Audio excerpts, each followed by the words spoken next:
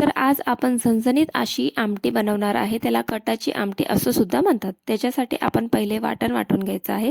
तर वाटणसाठी इकडे कांदा भाजून घेतलेला आहे, खोबरं भाजून घेतलेलं आहे, लसूण, आलं, कोथिंबीर घेतलेली आहे. ते सगळ्यांना आपण मिक्सरमधनं बारीक करून घ्यायचं आहे. त्याच्यानंतर ज्या कढईमध्ये आपण कांदा भाजला होता तीच कढई घेतलेली आहे. त्याच्यामध्ये तेल टाकायचं आहे, लसूण थोडासा ठेचून टाकायचा आहे, कढीपत्ता भरपूर घ्यायचा आहे आणि ते टाकायचं आहे. त्याच्यानंतर आपण जे वाटण वाटलेलं होतं ना ते टाकायचं आहे आणि चांगलं असं परतून घ्यायचं आहे. त्याच्यानंतर कलरवाला लाल तिखट, हळद आणि घरचा मसाला घेतलेला आहे. ते सगळे मसाले आपण त्याच्यात टाकून घ्यायचे आहे आणि त्याने सुद्धा चांगलं असं परतून घ्यायचं आहे. त्याच्यानंतर पुरणसाठी आपण जे पुरण शिजवतो त्याच्यात जे पाणी निघतं ते इकडे घेतलेलं आहे.